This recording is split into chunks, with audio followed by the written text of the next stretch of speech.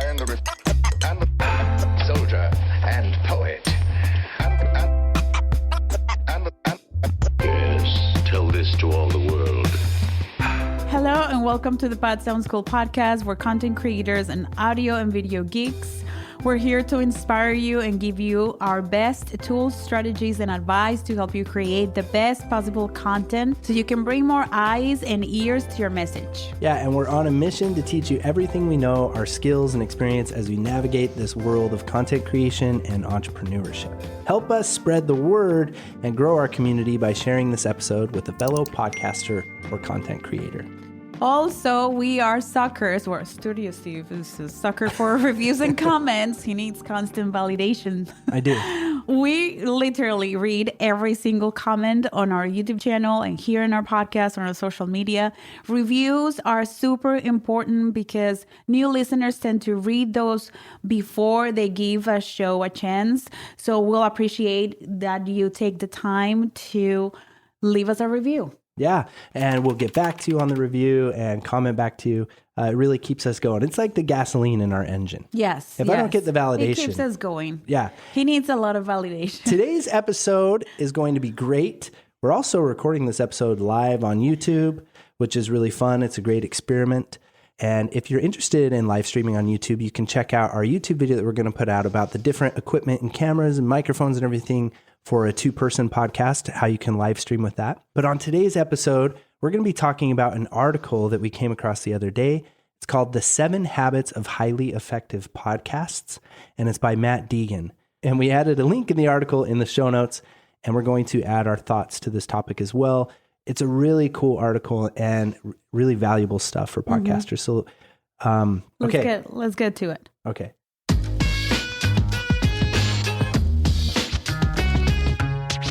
Number one.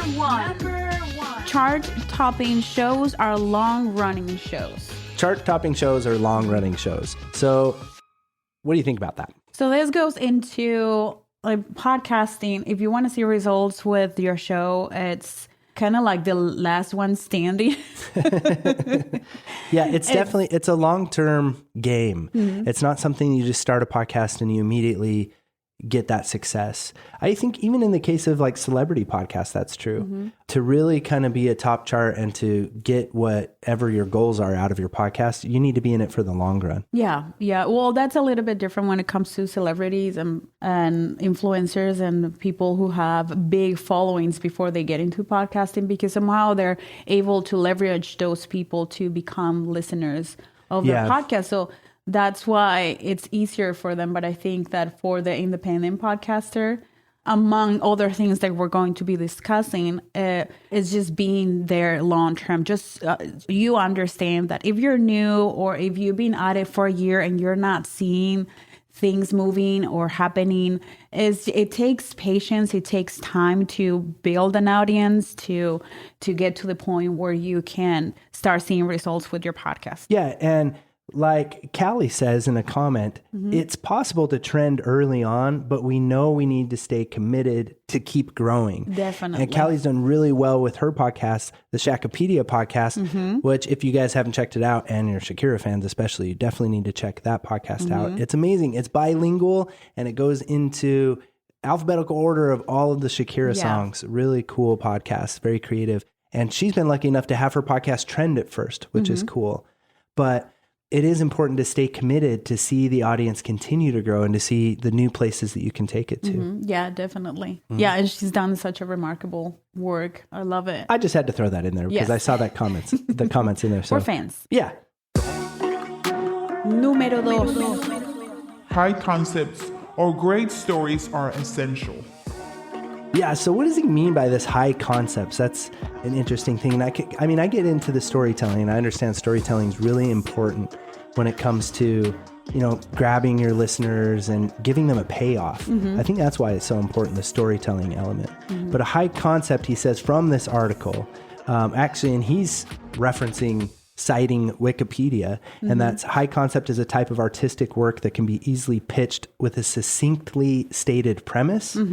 It can be contrasted with low concept, which is more concerned with character development and other subtleties that are not as easily summarized.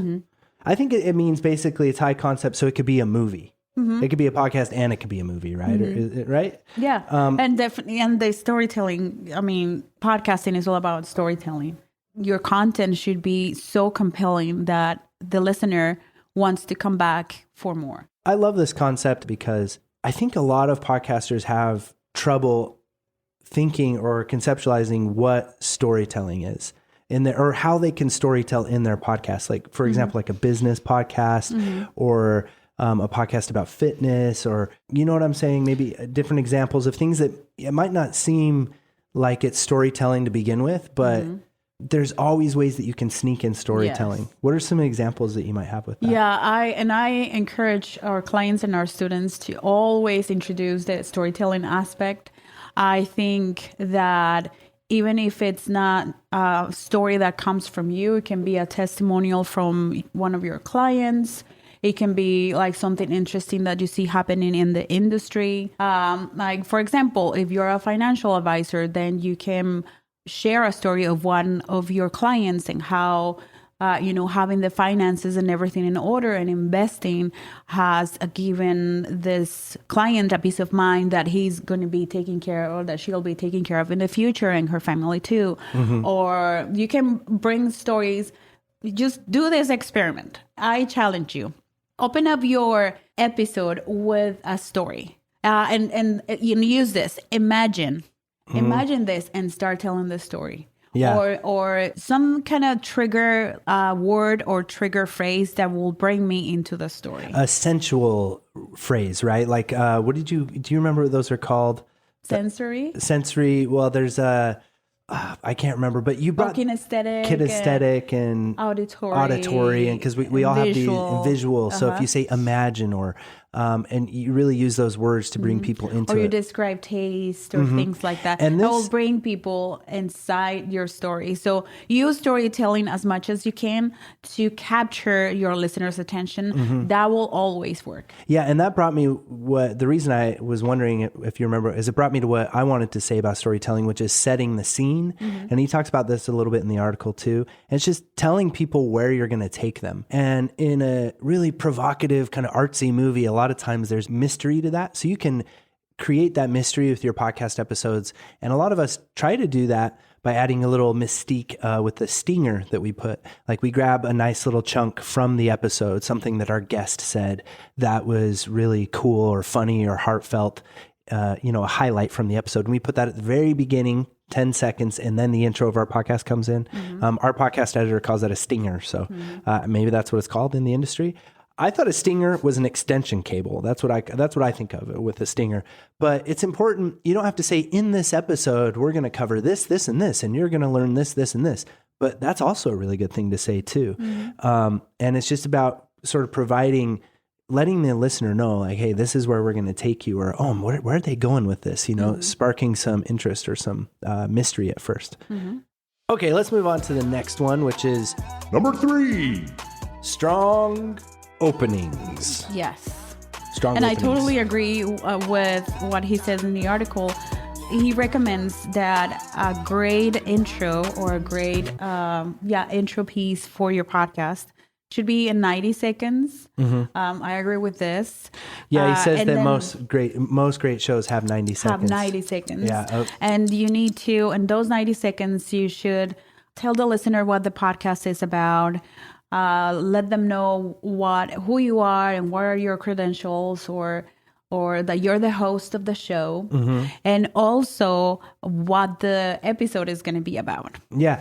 Just think about ways, like put yourself in the listener's seat and really just brainstorm on it and think about it for a while and think, what can I do? What would hook me in for like 90 seconds, just rich, buttery 90 seconds of like little details. And that's where we were mentioning the stinger. A lot of interview shows do that with the stinger, or they put a nice little preview or highlight from their thing. How can I set up the story? How can I bring them in? Can I add some sound effects? Can I add maybe a little more music at the first? What am I going to promise? What promises am I going to make? By the end of this episode, you're not going to believe what we're going to get to. And just just setting up the stage and just hooking people in. You got to hook them in for that 90 seconds. But then you also have to give them a payoff at the end. Yeah. And I love what he says here. If you include the phrase, well, co-host, your co-host name, hasn't it been a busy week? And then you ramble on for 20 minutes, you're not doing it properly. Well, if your podcast is about like banter and, you're being very successful at it and, your listeners keep growing and growing because they love listening to you rambling and, conversations with your co-host, like the audience is not even there, then just keep doing your thing. But maybe this is something that you should look into.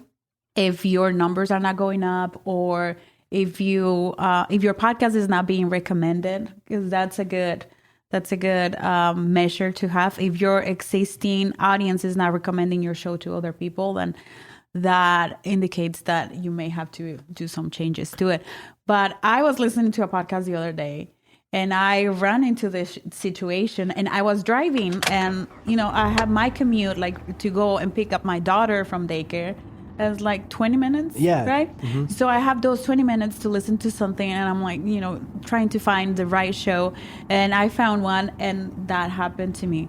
It was like solid 10 minutes of back and forth of things that I didn't care. Yeah.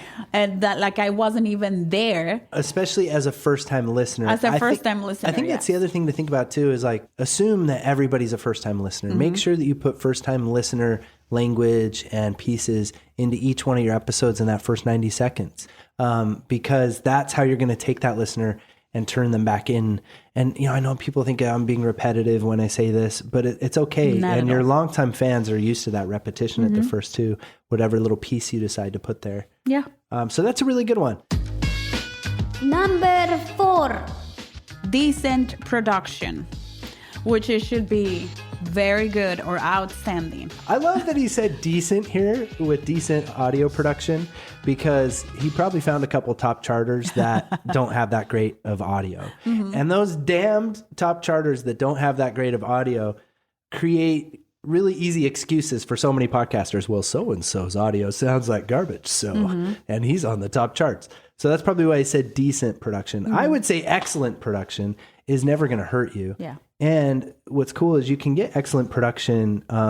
It doesn't take a lot of extra equipment. Yeah, no. It just takes using the equipment that you have and knowing how to edit and learning how to edit a little bit more and doing good mic technique and, just kind of learning more about the craft of manipulating audio and stuff. Yeah. I totally agree with that. And, for those top chart shows that don't have good audio, some people can get away with that because, let's say that Kanye West, I don't know why. Kanye is your go-to. Kanye is my go-to person right now. I think it's a good go-to. Yeah, if he was to have a podcast tomorrow and if it would have like very, very bad audio, chances are that his fans would put up with it so they can listen to his stories, right? Yeah. I would put up with it too.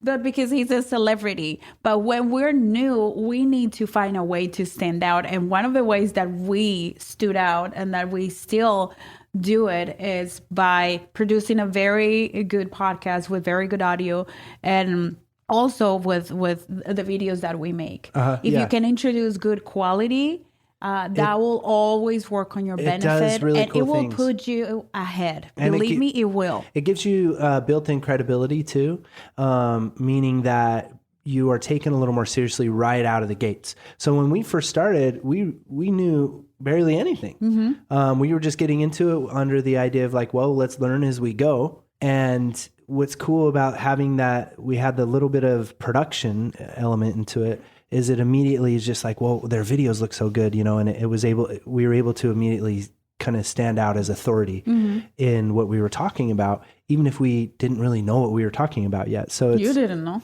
I did. Yeah, that's true. Oh boy.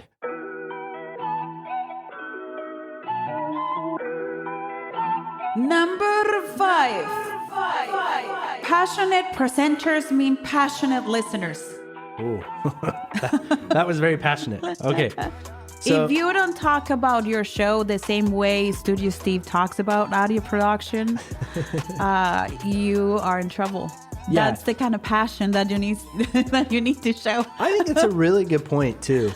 It's kind of funny to me that he has to make that point. Like, that's a point. Does that mean that there are a great number of podcasts that aren't passionate about the topic they're talking Well, about? I think that it can be hard sometimes and I feel like my voice can be like monotone and boring sometimes. So I have to like bring it up a notch. I have to, you have to put more energy when you are recording Yes. a podcast episode, or more energy when you're recording a video, because the person is not there, and you just have to like let them know somehow that you are excited about the topic that you're covering. I've heard there's all sorts of things that people do for this. I've heard standing instead of sitting really helps. That's kind of a vocal coach thing. And then also those vocal coaching things are really important. So doing warm-ups, having water, doing the motorboat, doing the different dogs, like a big dog, the medium dog, and the small dog of the dog breaths. I don't know if you've ever done that exercise before. It's really great when Veronica does it. Anyway, so So it all boils down or comes down. Is that a saying? it all boils down. Yeah, I think that is it all the same. comes down to how passionate you feel for your topic, for your thing. You know, if you feel very passionate about what you do, it's just going to show everywhere, and it's going to be a pleasure. It's going to be like an ear candy to listen to you talking about it, and it's going to get me interested too. So just check your tone to make sure, because you're obviously passionate about the thing you're podcasting about. And if you don't feel excited and as passionate as you think you should be feeling about your topic, then that it may be time for you to take a quick break and or to reevaluate things and get you back on track with that, because that's important. It is. If you don't enjoy what you do, like have been many times that we just don't enjoy. We have to take a break. You know? Okay, well, let's move on Let's move on. to step number 6.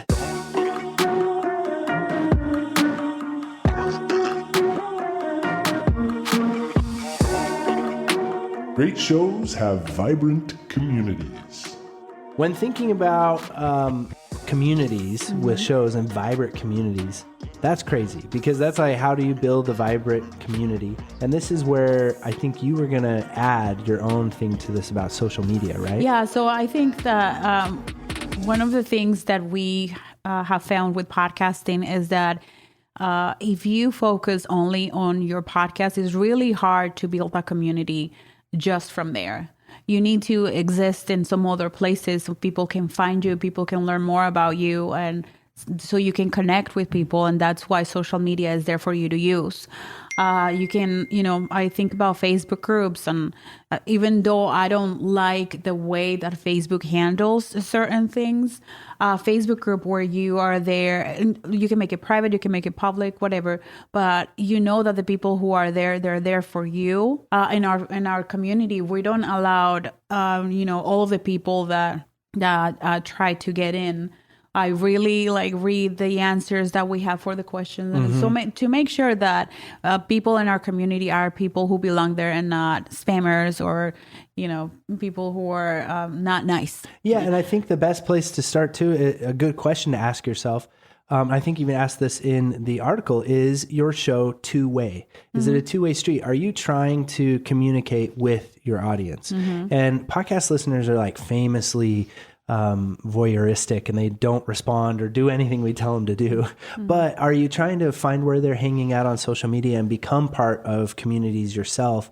And sort of, does your podcast give a place for a community to maybe start? Yeah. And Those kind also, of are you interacting with your audience in some way? I think about one of the podcasts that I've been following for years is Crime Junkie, and how they have made their community of listeners like part of what they do, and an active part of investigating cases and like providing information for unsolved cases or missing people, or so you feel like you belong to a cause. So as much as you can bring that to your show and bring that sense of community that you belong and that you're giving them purpose and a cause, then you're going to build a strong community. Yeah. That's what we're trying to do here with the Pod Sound School too, is to have a place where we can, all creators a safe place where we can all express ourselves and, have creativity and also inclusivity and all of these things that we're trying to foster in our community. Yeah, absolutely. And really, I think that just comes from like contributing. And it's just like, what can you contribute to the topic of your show, or what is it that you're trying to do? And that's kind of getting back to things like your why, like why you're podcasting to begin with. I know Caleb commented, talking about passion of our topic in podcasting, burnout is definitely an issue sometimes too.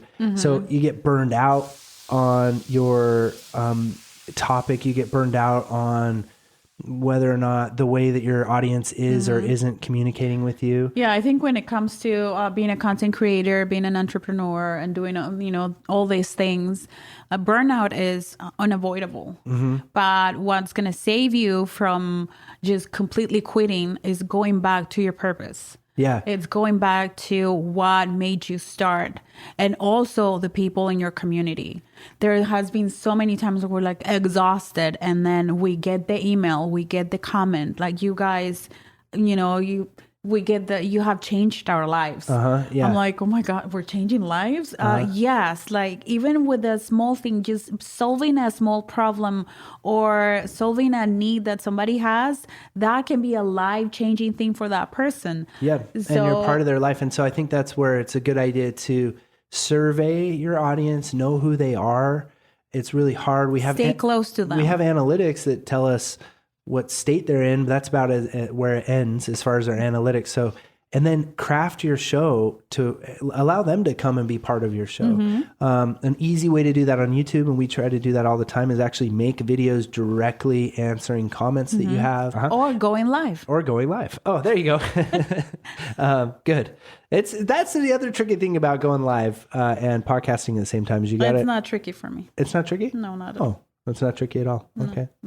Well, that's good. Do you want to announce number 7? And this is the last one.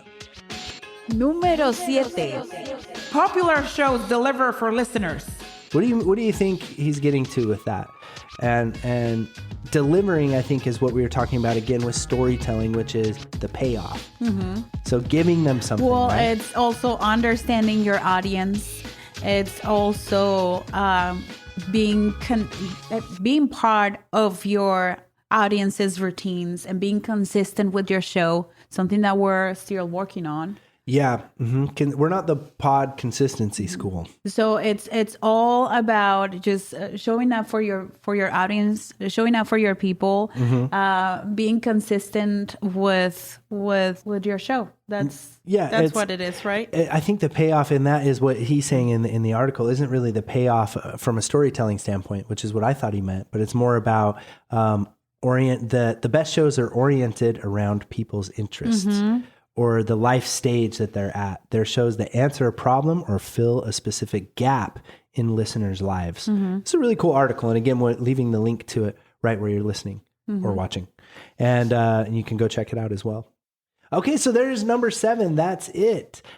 We are done. Should we just get the last little sound bites for the podcast episode? Yes. And then we'll hop back over and see what other questions that you guys have. Yes. Okay, so what are the last little sound bites? So I just want to say that I appreciate you. I appreciate listening to your that you've been listening to your show for 2 years. 3, is it 2 or 3 years? I know that there are people out there who have been listening to your show consistently. I just want to say thank you from the bottom of my heart.